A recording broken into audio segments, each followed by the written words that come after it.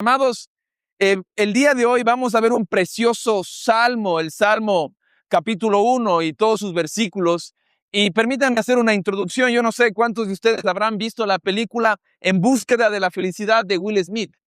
Es una película familiar que creo que hay que verla.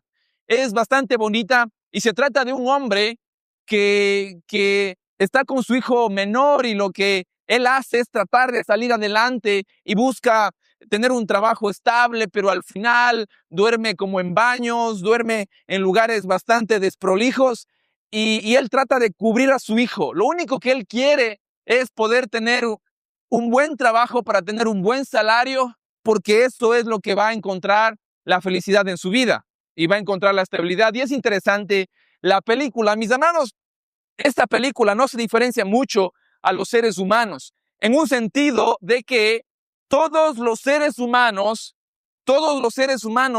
buscamos la felicidad.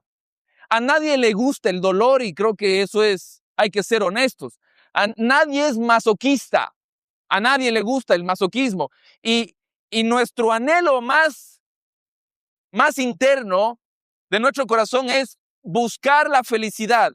El problema subyace en que hay algunas personas que se desvían de ese camino y buscan su felicidad en caminos equivocados.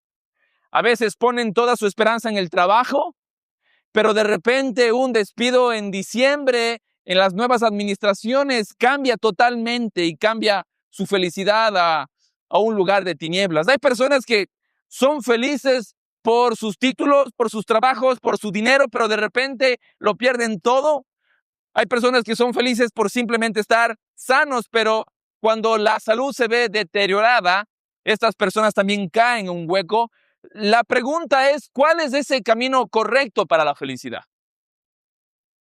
¿En qué deberíamos invertir nuestra vida en largo tiempo, sabiendo de que esa felicidad no se va a cambiar, que esa felicidad va a ser estable? Y eso es lo que vamos a ver el día de hoy. Hay un filósofo, Blaise Pascal, que dice: todos los hombres consideran la felicidad como su objetivo. No hay ninguna excepción. Por diferentes que sean los medios que empleen, todos tienden al mismo fin. Esto era un filósofo cristiano. Y él decía que todas las personas buscan la felicidad, pero buscamos por diferentes medios y diferentes caminos. Y debemos recordar el día de hoy cuál es el único camino que nos lleva a un gozo verdadero. Así que, mis amados, les animamos a que puedan abrir el Salmo capítulo 1, versículo de 1 en adelante. Salmos capítulo 1, versículo del 1 en adelante. Salmos capítulo 1, versículo del 1 en adelante. Son 6 versículos.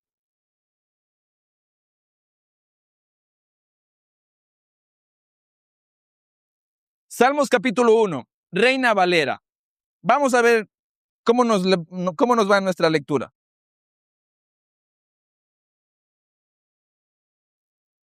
Salmos capítulo 1, versículo 1 en adelante.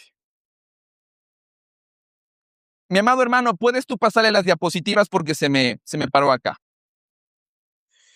Vamos al versículo número 1. Yo les leo, mis amados, y vamos a pasarle, perfecto, ya pasó. Y dice así la escritura, yo leo el 1, ustedes el 2. Dice así: bienaventurado el varón que no anduvo en consejo de malos, ni estuvo en camino de pecadores, ni en silla de escarnecedores se ha sentado. Versículo 2. Sino que en la ley de Jehová está su delicia. Versículo 3. Será como árbol plantado junto a corrientes de agua, que da su fruto a su tiempo y su hoja no cae. Todo lo que hace prosperará. Versículo 4. No así los malos. Versículo 5. Por tanto, no se levantarán los malos en el juicio, ni los pecadores en la congregación de los justos. Versículo 6.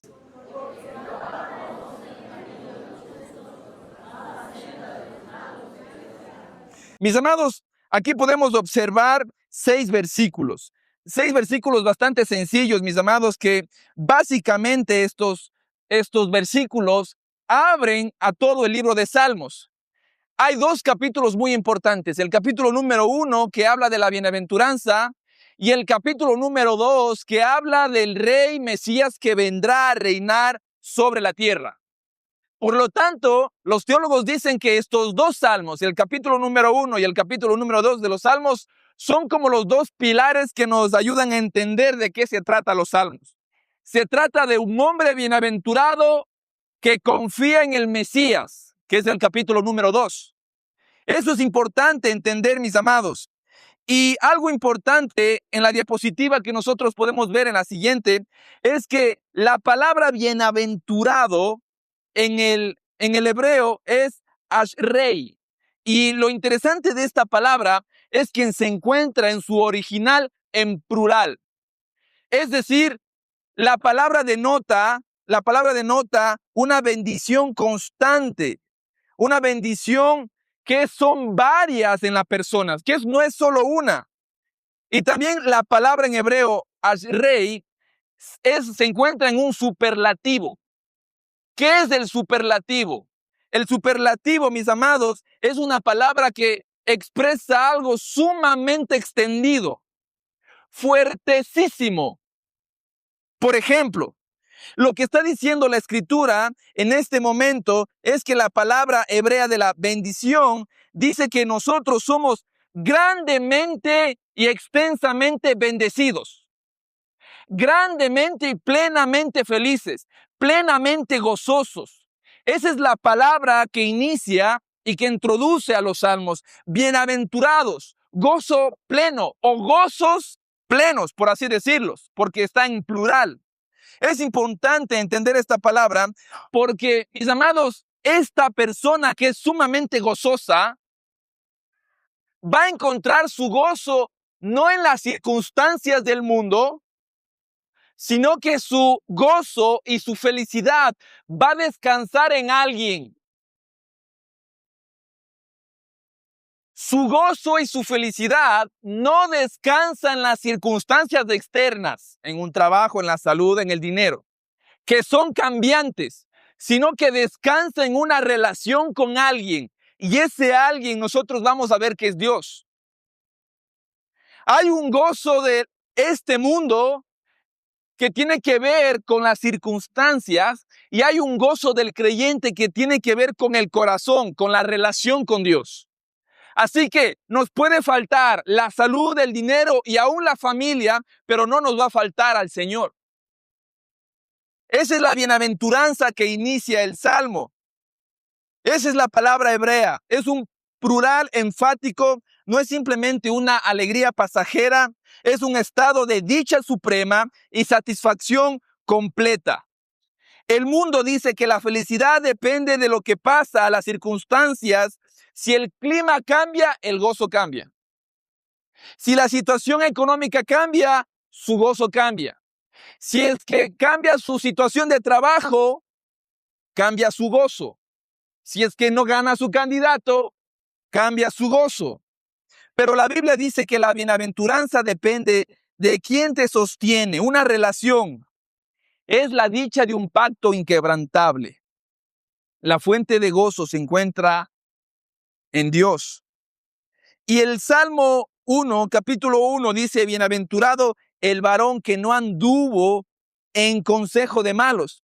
Después el autor nos va a llevar a la senda y a la anatomía de un pecador. Después que señala el gozo grande de la persona que está buscando a Dios, va a describirnos cuál es la progresión de una persona que cae en un pecado. Mis amados, escuchemos acá. Una persona no cae en pecado a la ligera. No es que de repente está pasando y se cayó en un hueco pecaminoso. No, eso es mentira. Aquel que dice que pecó por simplemente circunstancias ajenas a él está mintiendo. El pecado es una progresión. El pecado tiene una anatomía, tiene pasos. Es una degradación constante, progresiva. Y el Salmo 1, versículo 1, en la siguiente diapositiva nosotros podemos ver cuáles son los 3 pasos para estar en estas circunstancias penosas. Número 1, el Salmo dice que andar en el consejo de malos. Bienaventurado el varón que no anduvo en consejo de malos. Una persona que cae en pecado, en primer lugar, empieza a estar en consejos, en palabras, en ideas. Empieza a escuchar una cosmovisión diferente a lo que el Señor señala. El pecado empieza con la mente. El pecado empieza con una idea incorrecta de lo que dice Dios. Nadie cae en pecado de manera accidental, sino que es un progreso, hay una anatomía. Recordemos cómo cayó Eva en su pecado. De repente Eva pasó por el árbol, comió y pecó, ¿o cuál fue su progreso? En primer lugar, tuvo una conversación con la serpiente. Y esa serpiente, ¿qué puso en su mente? Ideas diferentes. Le puso un consejo diferente a lo que Dios había dado. El pecado nace con ideas en el corazón. El pecado nace con ideas en la mente. Nadie cae en un pecado por accidente. Una persona cae en pecado porque empieza a maquinar en su corazón y en su mente. Y simplemente después el pecado da fruto. Nada más de lo que estuvo en su corazón. En primer lugar, podemos ver, andar en consejos es una infección intelectual. Empezamos a escuchar una cosmovisión diferente a lo que Dios nos muestra. Número 2, la Escritura dice que se detiene en el camino. No solo está caminando, no solo está avanzando y escuchando el consejo, de repente la persona se detiene y empieza a formar parte de estas personas que están pecando. Se detiene ya no solo a escuchar, ahora quiere formar parte de estas personas y por eso dice que se detiene en el camino. Es una participación del pecado. Empieza a adoptar el estilo de vida del pecador. Y también la Escritura dice, ni estuvo en camino de pecadores, ni en silla de escarnecedores se ha sentado. Y número 3, cuando una persona se sienta, es decir, ya se acomoda en el pecado, su carácter es afectado. De repente el pecado que había cometido una sola vez, de repente ese pecado se hace un hábito. De repente ese pecado forma parte de su carácter. De repente ese pecado lo esclaviza, lo encadena y ya deja de ser libre. Y escuchen lo que dice, se sienta en una silla de escarnecedores. Lo que quiere decir la Escritura es que hay varias personas en este camino. En el primer camino nosotros encontramos el consejo del malo y no se detiene en el camino de pecadores y después se sienta en la silla de escarnecedores. ¿Quién es un escarnecedor? Malos pecadores escarnecedores. Malos, personas que hacen lo malo, que están en lo incorrecto, pecadores que están transgrediendo la palabra del Señor. ¿Y quiénes son los burladores? ¿Quiénes son aquellos que se burlan? Son personas que se sientan, mis amados, y están en contra todo de lo que es Dios. Están en contra todo lo que es de buen nombre. Están en contra de todo lo que se llame Cristo, cristianismo. Se burlan de Cristo, se burlan del cristianismo. Estas personas es del último grado. Y el libro de Proverbios dice, no te metas con los burladores. Son personas que hacen mofa del cristianismo, que se hacen mofa de la Escritura. Ellos son los burladores. De repente esta persona simplemente escuchó un consejo, después se detuvo en el camino y después se sentó y empezó a burlarse de Dios. Es una degradación constante hacia el fondo, a tal punto que se hace un enemigo de Dios. Nadie cae en pecado de manera accidental. No. Es un progreso constante. Recordemos cómo pecó Eva, con una idea. Empezó simplemente con una idea. Podemos observar cuál es la anatomía del pecado y la Escritura no termina acá, mis amados. En la siguiente diapositiva vamos a observar que no se trata simplemente de no hacer cosas malas, es decir, de no escuchar, de no detenerse y de no burlarse, sino que la Escritura no solo habla de tener limpia la casa, sino de tener llena la casa. No se trata solo de no hacer lo malo, se trata de meditar en lo bueno. ¿Estamos de acuerdo? No solo se trata de tener una conducta externa moralmente buena o éticamente buena, sino se trata de un corazón que medita en lo bueno.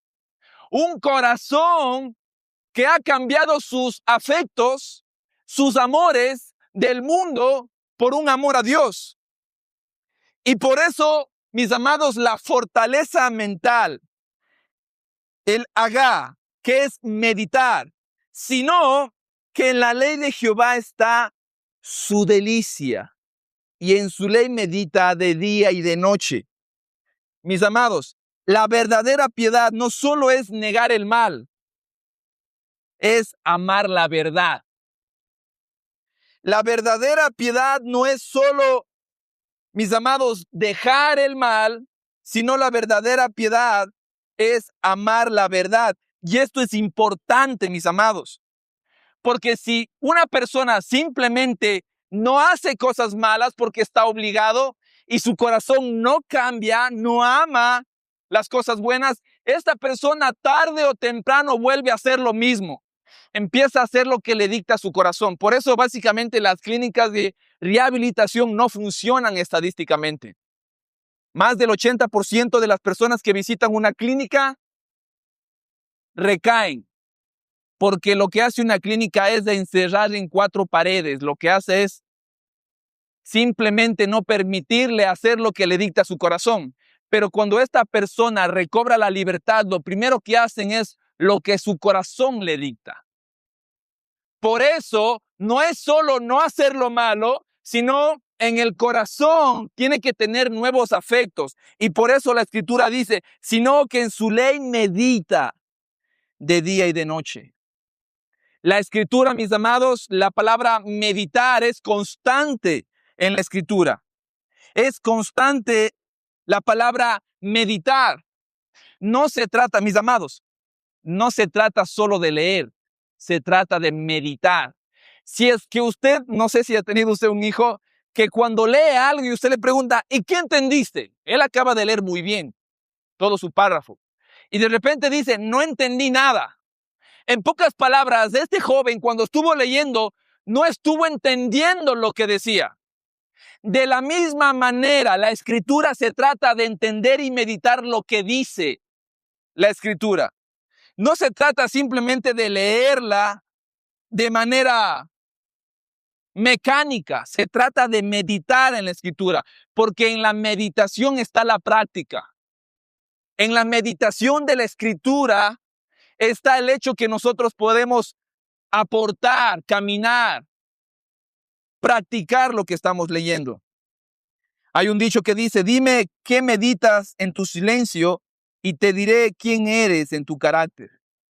La palabra meditar en el griego es hablar en voz baja, es murmurar, es empezar a hablar en silencio, es empezar a preguntarse cosas.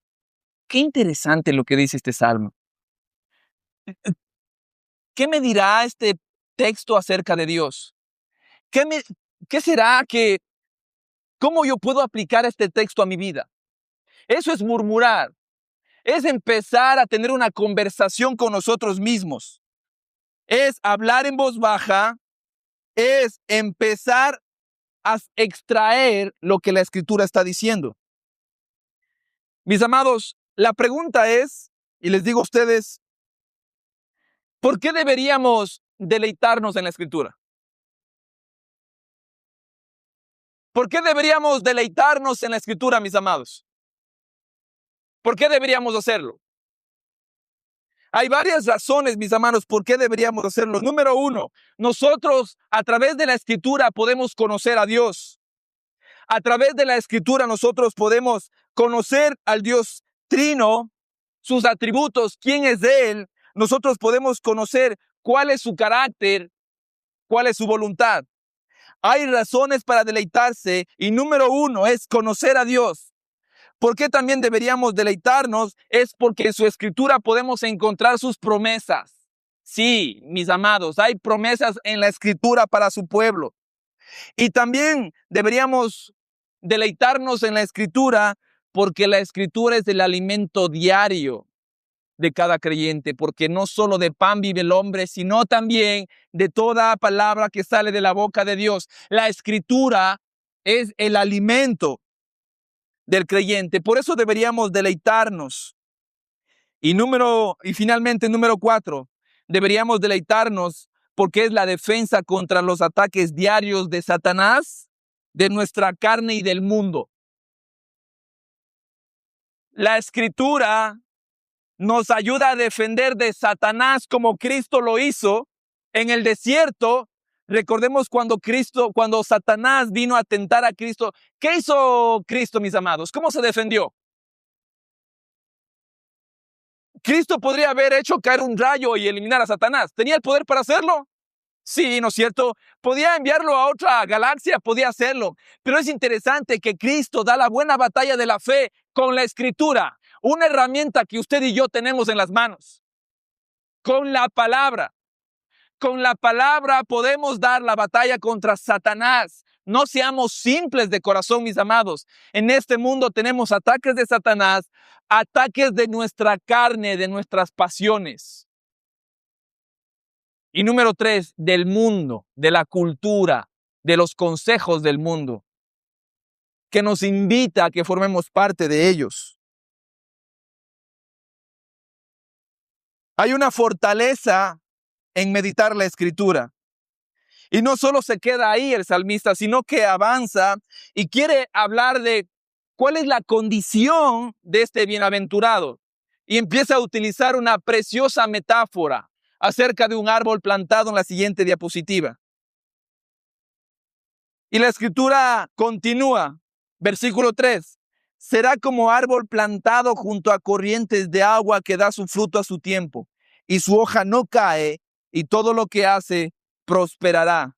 Es interesante que la palabra dice, mis amados, que somos árboles, pero no somos árboles silvestres. Es decir, esos árboles que de repente podemos observar, pero que han nacido de manera natural. La escritura dice que aquella persona que se deleita en la escritura es una persona que es como un árbol plantado. En pocas palabras, de manera intencional ha sido puesto en ese lugar para que sea frondoso, para que su hoja no caiga y para que dé fruto a su tiempo. No son árboles silvestres. Y es importante entender esto, mis amados, porque nadie de nosotros nace siendo un buen árbol. Nadie de nosotros. Nadie de nosotros nace siendo un buen árbol. Necesitamos que alguien nos quite de esa tierra árida del pecado, que nos quite de ese desierto pecaminoso y nos lleve a otro lugar. Y ese es Cristo. Por eso la salvación, mis amados, depende de Él y solo de Él. Y es interesante que la Escritura hable de que somos trasplantados en un lugar, mis amados, en un lugar que donde existe corrientes de agua. Mi amado, no es una corriente. Son varias corrientes y cuando estamos hablando en este salmo, debemos entender que en ese tiempo las personas hacían surcos, hacían canales. Básicamente lo que el salmo dice es que hay un árbol plantado y en ese árbol se han hecho surcos para que el agua siempre esté fluyendo para ese árbol. En pocas palabras, de ese árbol, mis amados, se alimenta del agua que está en sus raíces. Será como árbol plantado. No somos árboles silvestres nacidos. Somos nacidos en Cristo Jesús. Mis amados, ¿por qué es importante entender esto? Porque la Escritura dice lo siguiente, y todo lo que hace prosperará. La pregunta que nos debemos hacer ahora, ¿será que es verdad el evangelio de la prosperidad? Que creo que no es un evangelio. Donde las iglesias que dicen, ven a Cristo y no te va a faltar nada, no te va a faltar tu economía, vas a ser sano, no vas a sufrir enfermedades. Invierte en los diezmos y en las ofrendas para que seas prosperado. No le robes a Dios para que Dios te dé grandemente en salud, en bienes y en trabajo. Créele a Dios. Ese es el evangelio de la prosperidad, donde hay una eterna economía buena, hay una eterna salud. ¿Eso dice el Salmo? No, no dice eso el Salmo, mis amados. No dice el Salmo. Porque el mismo libro de Jeremías dice que repite las mismas palabras del Salmo. Y dice Jeremías capítulo 17 que somos como árboles sembrados junto a corrientes de agua, que su hoja no cae. Y Jeremías añade algo bonito, que cuando venga el verano no lo sentirá. En pocas palabras, mis amados, el cristiano pasa por valles de sombra de muerte. Entonces, ¿de qué se trata esta prosperidad? Se trata de una fortaleza interna que, a pesar de que esté en momentos de sequía, a pesar de que esté en momentos de un sol abrasador, este árbol en mitad de todo eso prospera. En mitad de esas circunstancias, este árbol permanece porque está sobre la roca y no está sobre la arena. Si se han dado cuenta que la casa que está sobre la roca y la casa que está sobre la arena, en ambas casas vienen las lluvias y vienen las tormentas en ambas casas, pero la diferencia es que una casa se desarma y la otra casa permanece en pie. De esa prosperidad está hablando.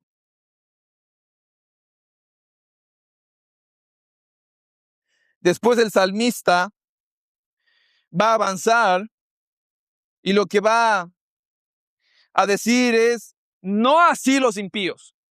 Va a terminar de hablar del camino del justo y va ahora a hablar de aquellas personas que no aman al Señor, que no se deleitan en su palabra.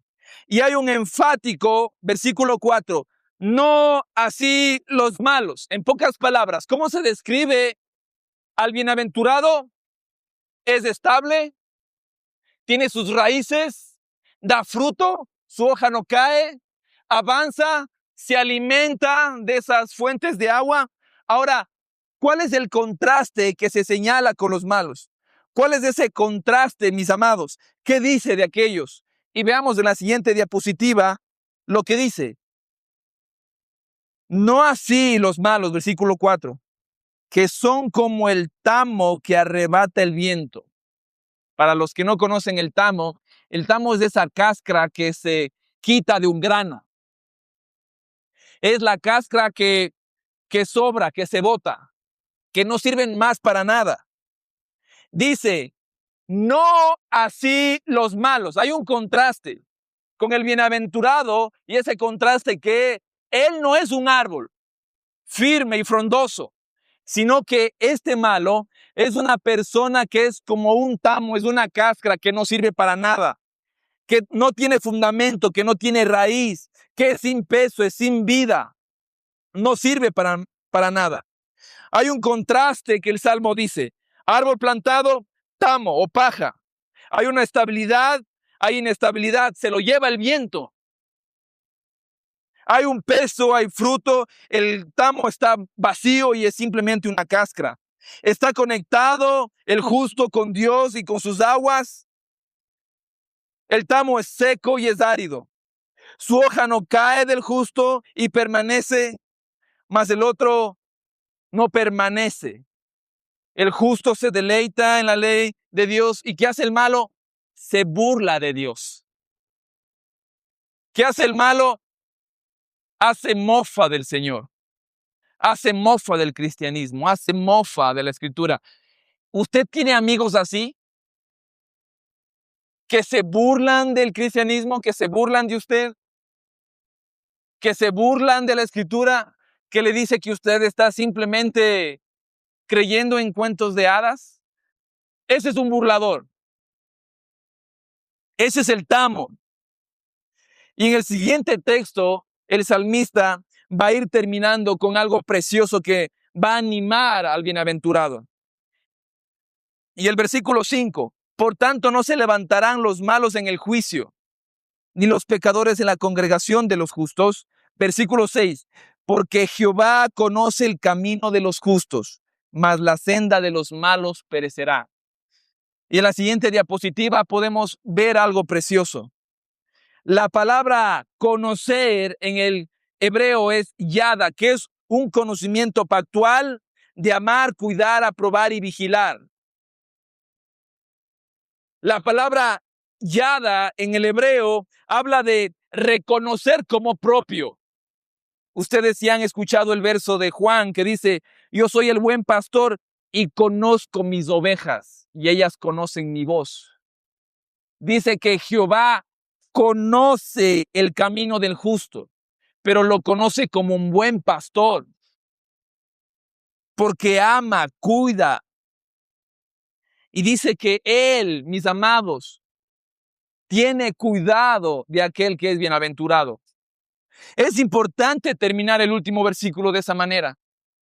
Es de vital importancia, porque mis amados, nuestro Señor nos conoce y no solo es simplemente un conocimiento general, sino que está hablando de un amor personal, de un cuidado personal, independientemente de las circunstancias en las que nos encontremos, independientemente de los lugares, de las situaciones en que vivamos. Mis amados, y es precioso reconocer que Jehová conoce el camino de los justos. Y la palabra camino es la senda, son los años de vida de usted. ¿Y por qué es precioso esto? Porque nosotros no conocemos qué nos depara la vida al siguiente año 2027. No sabemos qué nos va a pasar en el 2030. No sabemos si es que vamos a estar en el 2040 en este mundo. Pero Dios sí conoce nuestro camino. Dios sí conoce nuestra vida. Dios sí conoce cada paso de nosotros. Y este conocimiento es un conocimiento de cuidado, de amor y de protección. Y al final, la última frase, mas la senda de los malos perecerá. Al final, mis amados, al final del día, al final de la historia de la humanidad, los malos perecerán. Y por eso el Salmo 73 y también otro salmo dice que no debemos envidiar la prosperidad de los impíos. Por eso la Escritura dice, no debemos envidiar la prosperidad de los impíos, porque nosotros podemos ver que andan en un gran carro y una gran casa. No lo envidies, dice el salmista. No lo hagas, porque sus pies están sobre un lugar resbaloso. De pronto resbalan y no están. Al final la Escritura dice, aquel que no está en Cristo será juzgado y perecerá. Pero aquellos que están en Cristo entrarán en un reino eterno. La prosperidad que habla el Salmos no son de cosas externas. Habla de una relación con el Señor. La Escritura es muy clara. La Escritura es muy clara. No solo no se trata de no hacer lo malo, se trata de interiorizar lo que es bueno, la ley de Jehová, y meditar en ella. Había un misionero que estuvo por Palestina y estaba predicando el Salmo 1. Y cuando predicaba el Salmo 1, Joseph Flax, al final se preguntó, ¿quién es este varón perfecto que nunca pecó? Y estaba predicando a unos judíos. Bienaventurado el varón que no anduvo en camino de malos, ni en silla de carneros se ha sentado, sino que en la ley de Jehová está su delicia, y en su ley medita de día y de noche. ¿Quién es ese varón?, preguntaba este misionero a unos judíos. Y por ahí alguien decía, es Abraham. Pero Abraham mintió. Alguien más dijo, es Moisés. Pero Moisés también pecó. No entró a la tierra prometida. Alguien más dijo, es David. Y hubo un poco de risas entre los judíos. ¿quién es este varón justo? Bienaventurado. Y dice que un judío metió la mano en su bolsillo y sacó un Nuevo Testamento, Gedeón. Él decía, últimamente ando leyendo este libro y he encontrado que en este libro hay un tal Jesús. Si alguien es ese bienaventurado, él se llama Jesús. Jesucristo encarna el Salmo 1. Usted y yo no lo hacemos. Jesús es bienaventurado porque no anduvo en consejo de malos, ni estuvo en camino de pecadores, ni en silla de escarnecedores se ha sentado. Jesús se deleitó día a día con la palabra. Jesús meditó de día y de noche. Jesús fue como un árbol plantado junto a corrientes de agua, que dio su fruto a su tiempo. Su hoja no cae. Todo lo que hizo Jesús prosperó.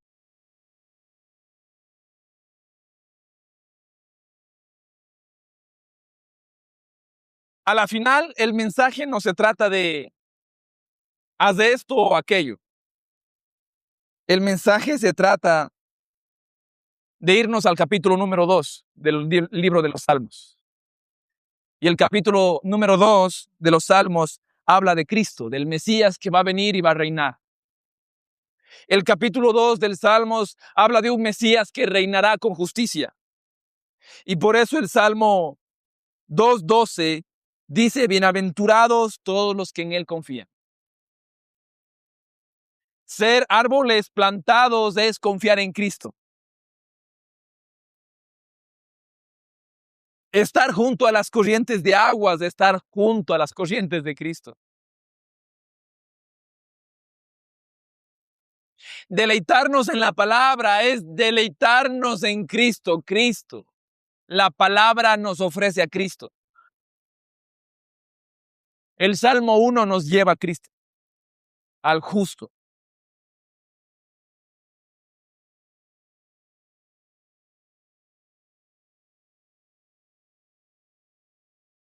Mis amados, ¿tenemos sueños y anhelos para este 2026? Juntos tenemos sueños y anhelos. No es la idea de uno solo, esta es la idea de nosotros. Y esta idea de nosotros para este 2026 es que cada uno gane a uno y que cada uno, gracias Pedro,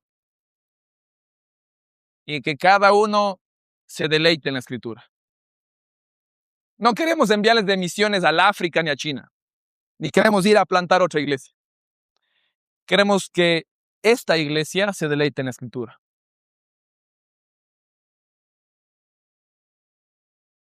Si en la gracia de nuestro Señor Jesucristo hacemos eso este año, terminamos el 2026 con una iglesia que abre su Biblia, no simplemente para leerla, sino para conocer a Dios, deleitarse en Él, alimentarse de sus promesas.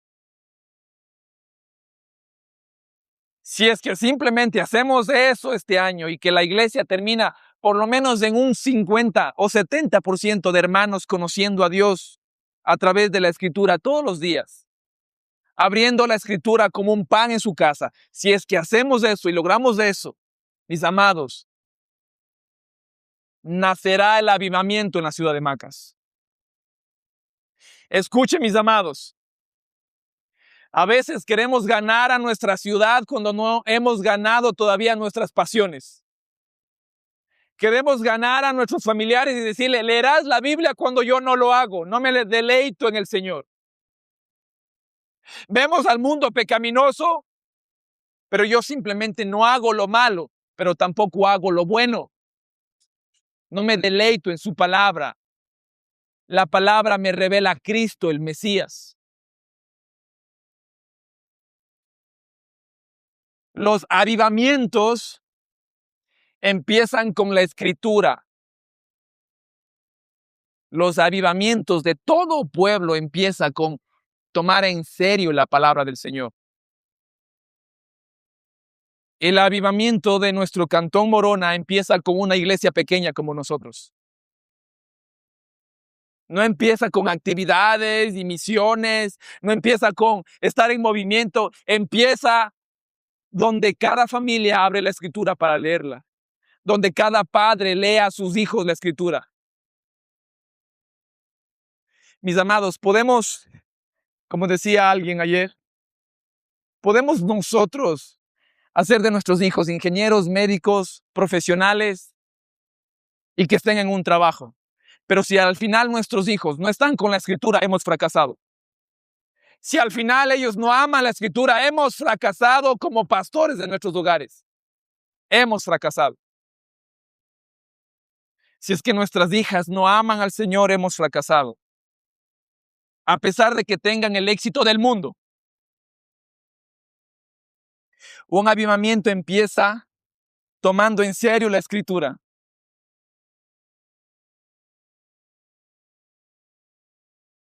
Hace 500 años atrás nació la Reforma.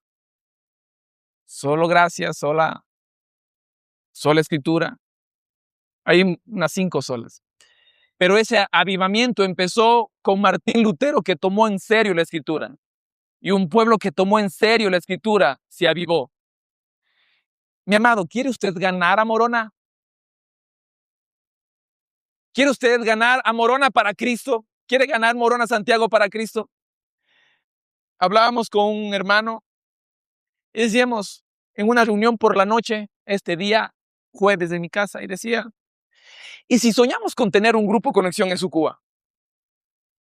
¿Y si soñamos, cogemos un plano de todo Morona Santiago y alrededor de 20 minutos donde vaya un carro, Sucúa, Proaño, San Isidro, un grupo Conexión? Y el día domingo nos reunimos todos como pueblo. Todos como pueblo. Y ganamos Morona para Cristo. Y ganamos Morona Santiago para Cristo. Pero eso no se hace simplemente haciendo un eslogan. Se hace llevando un pueblo a la escritura. Oh, mi amado. Oh, mi amado. ¿Leíste la escritura esta semana? Miguel, ¿lo hiciste? ¿Compartiste con tu esposa la escritura? ¿Y oraste por ella para que esta palabra la pastoree? Nelson, ¿hiciste eso con tu esposa? Malton, ¿cogiste la palabra y la llevaste a tu hija y a tu hijo? Y la abriste, no solo la abriste, la meditaste con ellos. Tu hijo pasó por la sala y vio a Malton puesto de rodillas delante de la escritura. ¿Te ven así?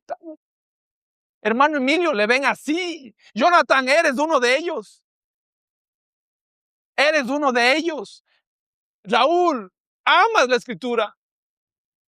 Amas a quien está en la escritura.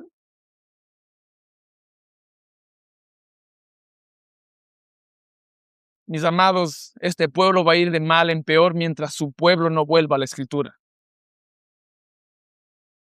Mientras no se deleite en la escritura. ¿Cuántos dicen amén? ¿Puede hacer un compromiso como familia en esta semana de febrero de poder estar todos los días, como dice Josué, y meditará de día y de noche? Amado pueblo, volvamos a la escritura, porque la escritura nos revela a Cristo. Reunámonos en nuestros hogares, hablar de la escritura, cómo podemos leerla, cómo podemos escucharla, cómo podemos transmitirla a nuestros hijos, cómo podemos llevarla a otro barrio. Solo así vamos a ganar a esta provincia, cuando la escritura gane en nuestro corazón. Amén.